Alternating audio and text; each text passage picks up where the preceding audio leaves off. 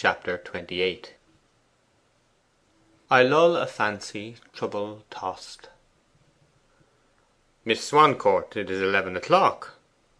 She was looking out of her dressing room window on the first floor, and Knight was regarding her from the terrace balustrade, upon which he had been idly sitting for some time, dividing the glances of his eye between the pages of a book in his hand, the brilliant hues of the geraniums and calceolarias, and the open window above mentioned. 'Yes, it is, I know. I am coming.' He drew closer and under the window. 'How are you this morning, Elfride? You look no better for your long night's rest.' She appeared at the door shortly after, took his offered arm, and together they walked slowly down the gravel path leading to the river and away under the trees. Her resolution, sustained during the last 15 hours, had been to tell the whole truth, and now the moment had come. Step by step they advanced, and still she did not speak. They were nearly at the end of the walk when Knight broke the silence. 'Well, what is the confession, Elfride?' She paused a moment, drew a long breath, and this is what she said. 'I told you one day, or rather I gave you to understand, what was not true. I fancy you taught me to mean I was 19 my next birthday, but it was my last I was 19. The moment had been too much for her. Now that the crisis had come, no qualms of conscience, no love of honesty, no yearning to make a confidence and obtain forgiveness with a kiss, could string Elfride up to the venture.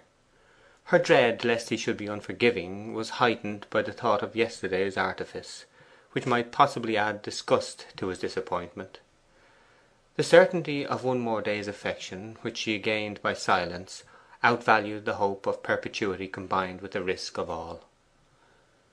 The trepidation caused by these thoughts on what she had intended to say shook so naturally the words she did say that Knight never for a moment suspected them to be a last moment substitution. He smiled and pressed her hand warmly. 'My dear Elfie, yes, you are now no protestation. What a winning little woman you are, to be so absurdly scrupulous about a mere iota. Really, I never once have thought whether your 19th year was the last or the present. And by George, well I may not, for it would never do for a staid fogey a dozen years older to stand upon such a trifle as that.' 'Don't praise me, don't praise me! Though I prize it from your lips, I don't deserve it now.' But Knight, being in an exceptionally genial mood, merely saw this distressful exclamation as modesty. 'Well,' he added after a minute, 'I like you all the better, you know, for such moral precision, although I called it absurd.' He went on with tender earnestness. 'For, Elfride, there is one thing I do love to see in a woman, that is, a soul truthful and clear as heaven's light. I could put up with anything if I had that, forgive nothing if I had it not. Elfride, you have such a soul, if ever a woman had, and having it, retain it, and don't ever listen to the fashionable theories of the day about a woman's privileges and natural right to practise wiles. Depend upon it, my dear girl, that a noble woman must be as honest as a noble man. I especially mean by honesty fairness, not only in matters of business and social detail, but in all the delicate dealings of love, to which the licence given to your sex particularly refers.' Elfride looked troublously at the trees. 'Now let us go on to the river, Elfie.' 'I would if I had a hat on,' she said with a sort of suppressed woe. 'I will get it for you,' said Knight, very willing to purchase her companionship at so cheap a price. 'You sit down there a minute.' And he turned and walked rapidly back to the house for the article in question. Elfride sat down upon one of the rustic benches which adorned this portion of the grounds, and remained with her eyes upon the grass. She was induced to lift them by hearing the brush of light and irregular footsteps hard by. Passing along the path which intersected the one she was in, and traversed the outer shrubberies, Elfride beheld the farmer's widow, Mrs. Jethway.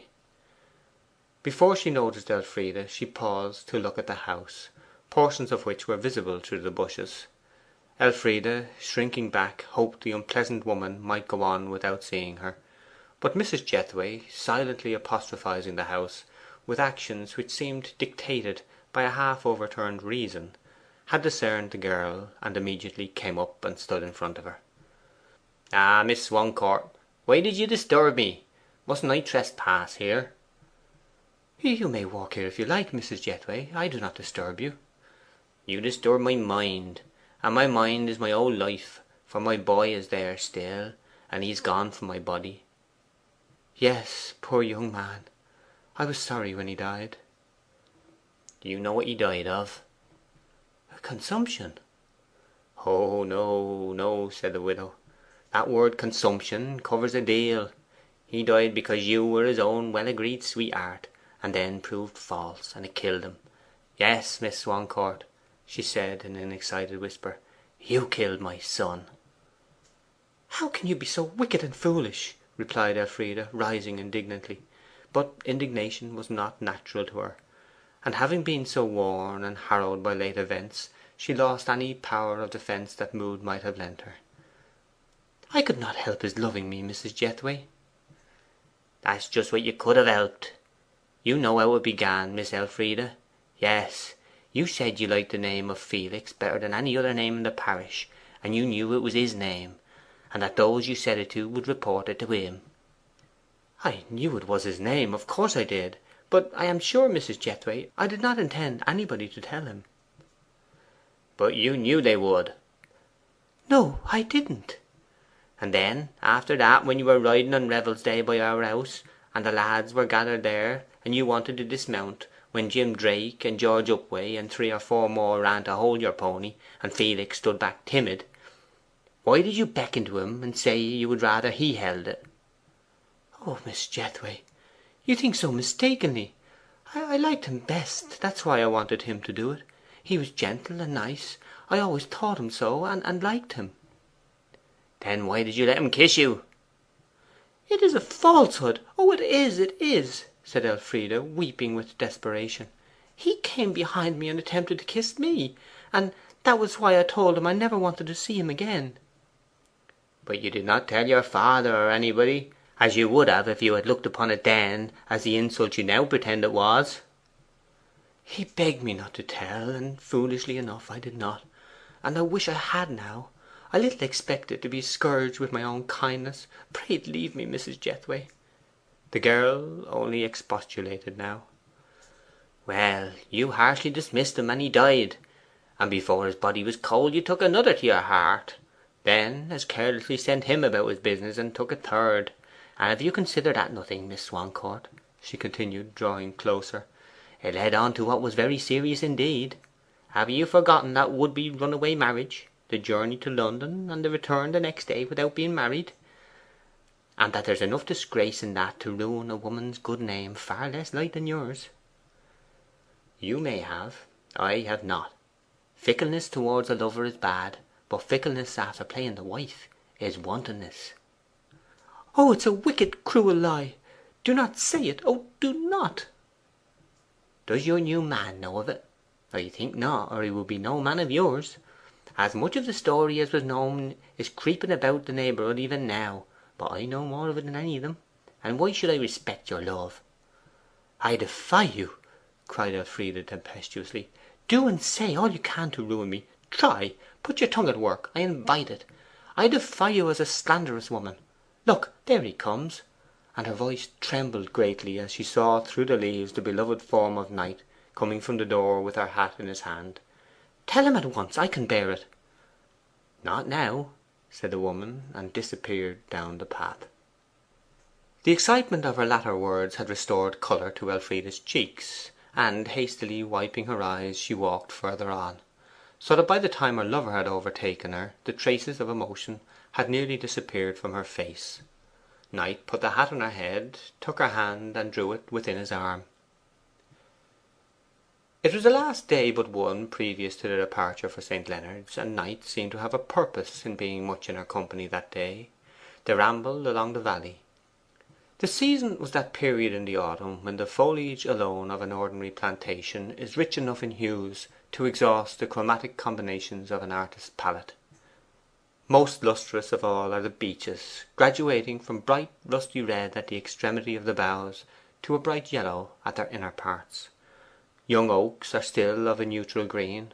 Scotch firs and hollies are nearly blue, whilst occasional dottings of other varieties give maroons and purples of every tinge. The river, such as it was, here pursued its course amid flagstones as level as a pavement, but divided by crevices of irregular width.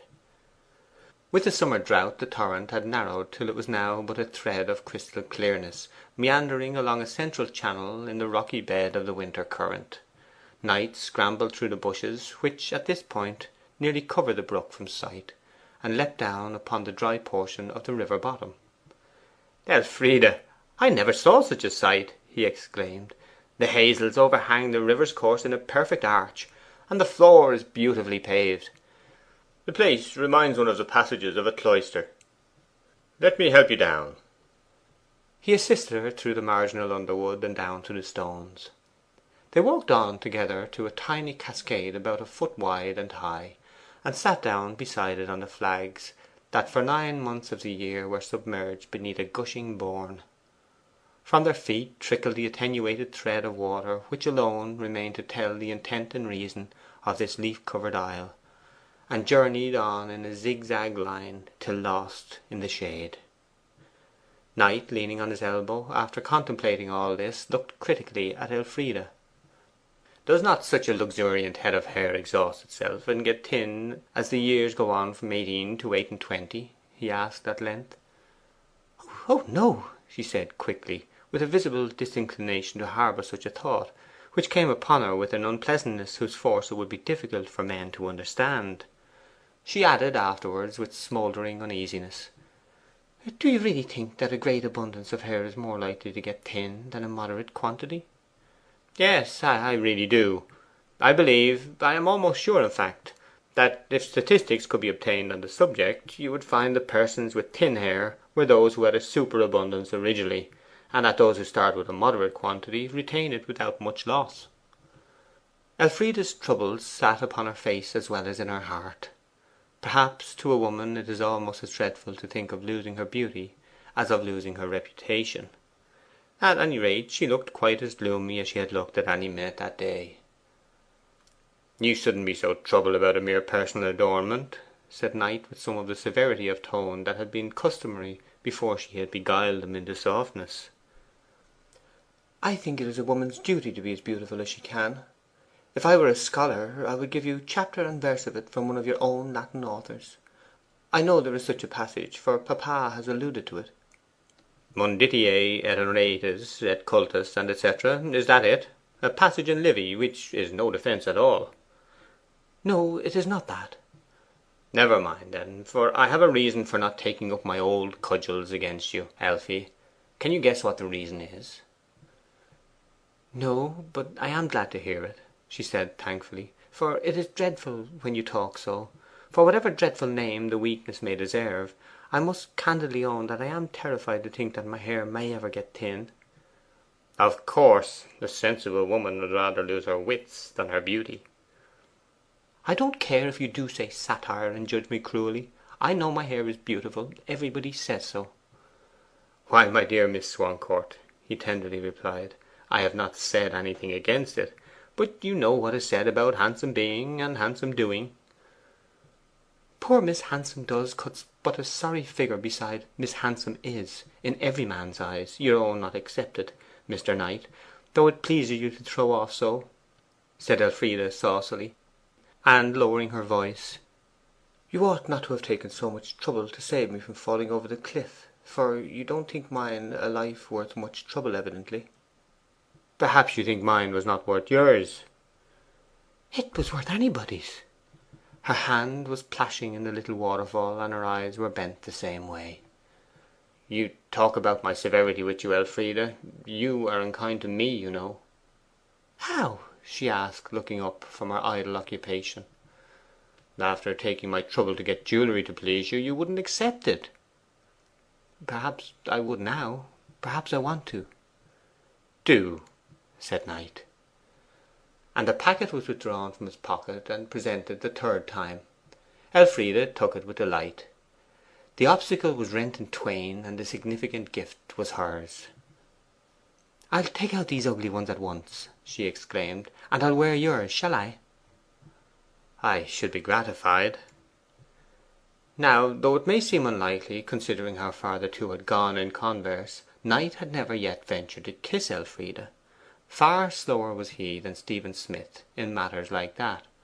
The utmost advance he had made in such demonstrations had been the degree witnessed by Stephen in the summer house. So, Elfride's cheek being still forbidden fruit to him, he said impulsively, 'Elfie, I should like to touch that seductive ear of yours. Those are my gifts, so let me dress you in them.' She hesitated with a stimulating hesitation. 'Let me put just one in its place, then.' Her face grew much warmer. 'I don't think it would be quite the usual or proper course,' she said, suddenly turning and resuming her operation of plashing in the miniature cataract. The stillness of things was disturbed by a bird coming to the streamlet to drink. After watching him dip his bill, sprinkle himself, and fly into a tree, Knight replied, with the courteous brusqueness she so much liked to hear, 'Elfride, now you may as well be fair. You would mind my doing it but little, I think, so give me leave, do.' 'I will be fair, then,' she said confidingly, and looking him full in the face. It was a particular pleasure to her to be able to do a little honesty without fear. 'I should not mind your doing so. I should like such attention. My thought was, would it be right to let you?' 'Then I will,' he rejoined, with that singular earnestness about a small matter, in the eyes of a lady's man but a momentary peg for flirtation or jest, which is only found in deep natures who have been wholly unused to toying with womankind, and which, from its unwontedness, is in itself a tribute of the most precious that can be rendered, and homage the most exquisite to be received. 'And you shall,' she whispered without reserve, and no longer mistress of the ceremonies. Then Elfride inclined herself towards him, thrust back her hair, and poised her head sideways. In doing this, her arm and shoulder necessarily rested against his breast. At the touch, the sensation of both seemed to be concentrated at the point of contact. All the time he was performing the delicate manoeuvre, Knight trembled like a young surgeon in his first operation. 'Now the other one,' said Knight in a whisper. 'No, no.' 'Why not?' 'I don't know exactly.' 'You must know.' 'Your touch agitates me so. Let us go home.' 'Don't say that, Elfride. What is it, after all? A mere nothing. Now turn round, dearest.' She was powerless to disobey, and turned forthwith.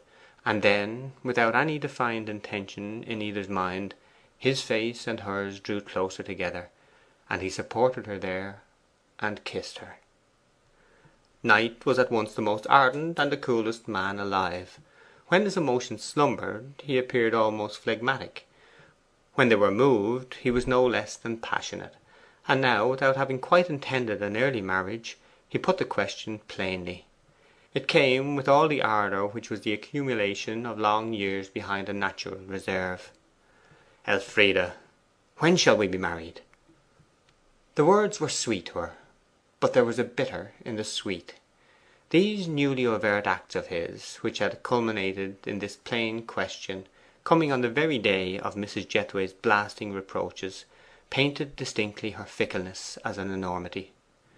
Loving him in secret had not seemed such thoroughgoing inconstancy as the same love recognized and acted upon in the face of threats. Her distraction was interpreted by him at her side as the outward signs of an unwonted experience. 'I don't press you for an answer now, darling,' he said, seeing she was not likely to give a lucid reply. 'Take your time.' Knight was as honourable a man as was ever loved and deluded by a woman. It may be said that his blindness in love proved a point, for shrewdness in love usually goes with meanness in general. Once the passion had mastered him, the intellect had gone for naught. Knight, as a lover, was more single minded and far simpler than his friend Stephen, who in other capacities was shallow beside him. Without saying more on the subject of their marriage, Knight held her at arm's length as if she had been a large bouquet, and looked at her with critical affection. 'Does your pretty gift become me? she inquired, with tears of excitement on the fringes of her eyes.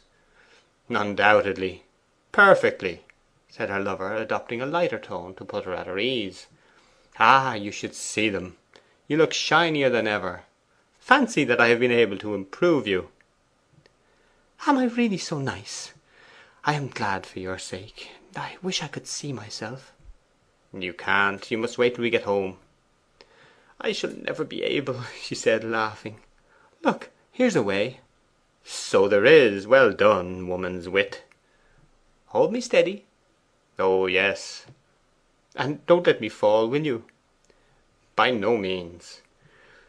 Below their seat the thread of water paused to spread out into a smooth small pool. Knight supported her while she knelt down and leant over it. 'I can see myself. Really, try as religiously as I will, I cannot help admiring my appearance in them.' 'Doubtless. How can you be so fond of finery? I believe you are corrupting me into a taste for it. I used to hate every such thing before I knew you. 'I like ornaments because I want people to admire what you possess, and envy you, and say, "I wish I was he." 'I suppose I ought not object after that.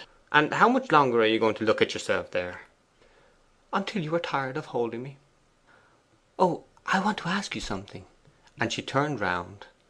'Now tell truly, won't you? What colour of hair do you like best now?' Knight did not answer at the moment. 'Say light, do,' she whispered coaxingly.